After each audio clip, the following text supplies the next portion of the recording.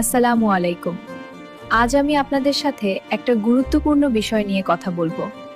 প্রিয় দর্শক, আজ আমরা জানব কোরআন এবং হাদিসের আলোকে ৮ শ্রেণীর নারী সম্পর্কে, যারা নামাজ পড়লেও জান্নাতে যেতে পারবে না, হজ করলেও জান্নাতে যেতে পারবে না, লক্ষ লক্ষ টাকা যাকাত দিলেও জাহান্নামে যাবে, জান্নাতে যেতে পারবে না। এদের মধ্যে ১ নাম্বার হল অহংকারী নারী। যে সমস্ত নারীদের মনে বিন্দু পরিমাণে অহংকার থাকবে, তারা যদি নিয়মিত নামাজ পড়ে তারপরেও জাহান্নামে যেতে হবে, তারা জান্নাতে যেতে পারবে না। মহানবী সাল্লাল্লাহু আলাইহি ওয়াসাল্লাম বলেছেন, কারোর মনের ভেতরে যদি যাররা পরিমাণের অহংকার থেকে থাকে তবে সে জান্নাতে যেতে পারবে না। প্রিয় ভাই ও বোনেরা, একটু ভেবে দেখুন আপনার মনের ভেতরেও এমন যাররা পরিমাণের অহংকার আছে কিনা। এখন প্রশ্ন হচ্ছে, যাররা পরিমাণ অহংকার কাকে বলে?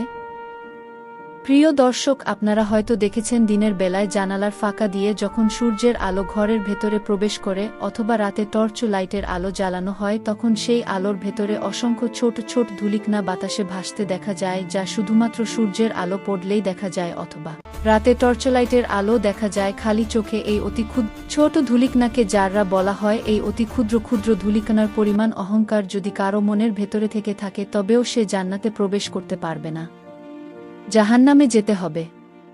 শুধু মহিলারাই নয়, পুরুষদের মনেও যদি এরকম সামান্য পরিমাণের অহংকার থেকে থাকে মিউজিক, তবে সে নামাজ, রোজা, হজ, জাকাত সহ লক্ষ লক্ষ টাকা দান করলেও জাহান্নামে যেতে হবে, জান্নাতে যেতে পারবে না। এজন্য প্রিয় ভাই ও বোনেরা, খুবই সাবধান হতে হবে। মনের ভেতরে কোনো অহংকার রাখা যাবে না। অনেক মেয়ে আছে যাদের আল্লাহ তাআলা অনেক সুন্দর করে দুনিয়ায় পাঠিয়েছেন। আবার অনেক মেয়েদের বাবার অনেক ধন সম্পদ, টাকা পয়সাও থাকে। তারা এতটাই অহংকার বা হিংসা পরায়ণা হয় যে তারা সাধারণ কোনো মানুষদেরকে তাদের ধারে কাছে ঘেঁষতেও দেয় না।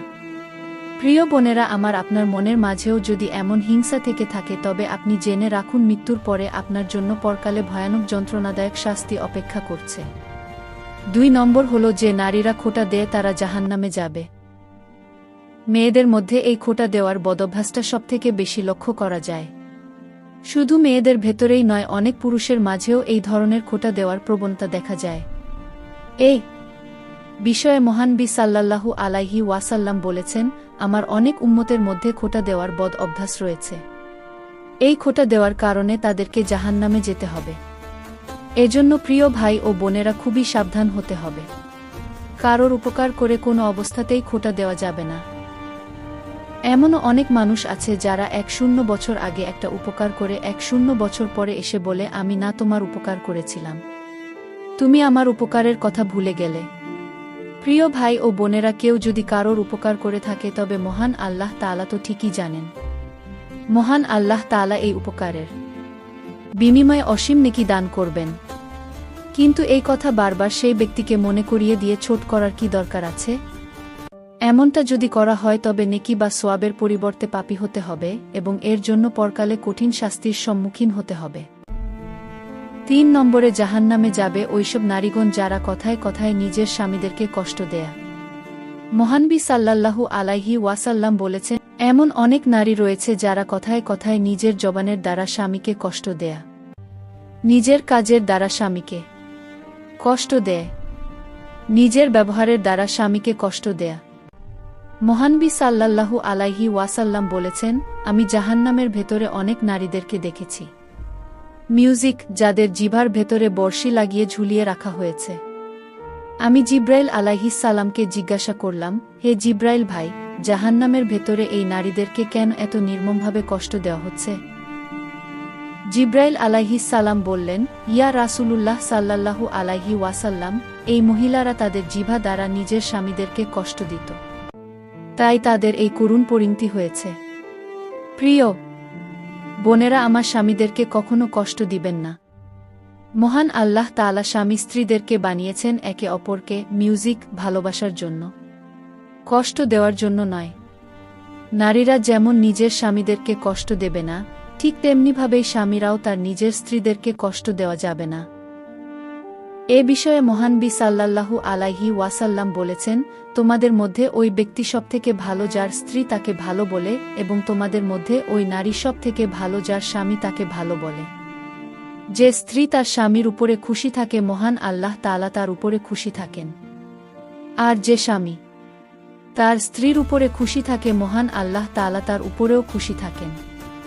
মিউজিক। তাই প্রিয় ভাই ও বোনেরা, স্বামী স্ত্রীর মধ্যে মধুর সম্পর্ক সবসময় বজায় রাখার চেষ্টা করতে হবে।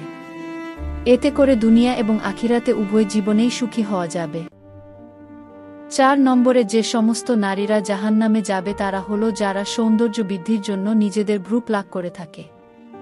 বর্তমান যুগে এসে ভ্রু প্লাক করা একেবারেই একটি দৈনন্দিন স্বাভাবিক কাজে পরিণত হয়েছে।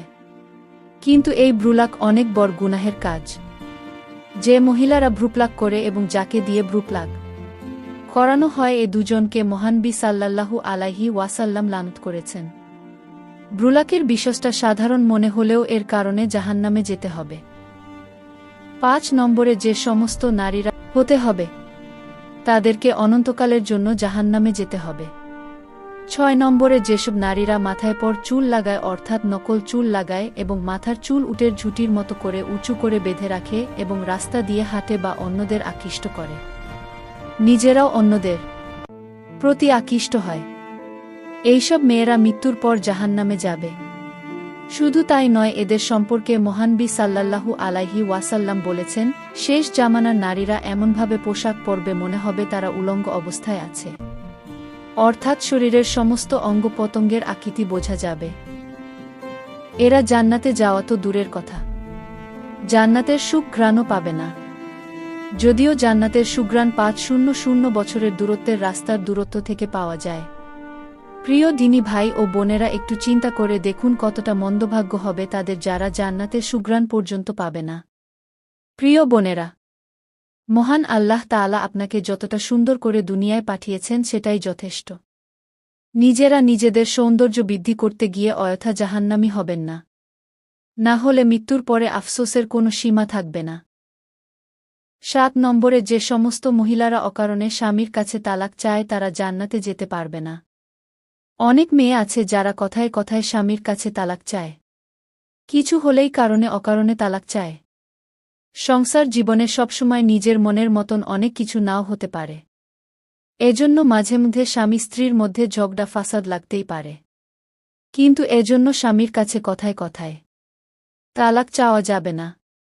আবার স্বামীদেরও সতর্ক হতে হবে, কথায় কথায় স্ত্রীদেরকে ধমক দেওয়া যাবে না, তালাকের হুমকি দেওয়া যাবে না।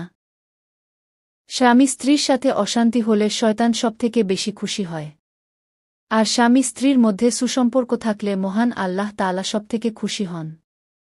তাই প্রিয় ভাই ও বোনেরা, স্বামী স্ত্রী দুজনকেই ধৈর্যশীল হতে হবে, কখনো বেশি উত্তেজিত হওয়া যাবে না। 8 নম্বরে যে সমস্ত নারীরা একজনের কথা অন্যজনের কাছে গিয়ে বলে এবং এর মাধ্যমে ফাসাদের সৃষ্টি হয়, এই সমস্ত নারীরা জাহান্নামে যাবে। বর্তমান সময়ে মহিলাদের মধ্যে একজনের কথা অন্যজনের কাছে গিয়ে বলা অতি সাধারণ একটি কাজে পরিণত হয়েছে, ভোগ করতে হবে।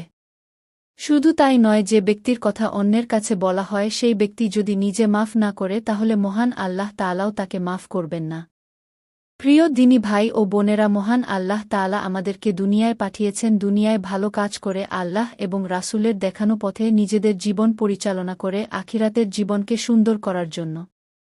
এজন্য মহান আল্লাহ তাআলা আমাদেরকে মৃত্যুর আগে থেকেই যুগে যুগে নবী রাসূলদেরকে পাঠিয়ে এবং কিতাব নাযিল করে জানিয়ে দিয়েছেন কিভাবে নিজেদের জীবন গঠন করলে মৃত্যুর পরে অনন্তকালের জন্য জান্নাত পাওয়া যাবে।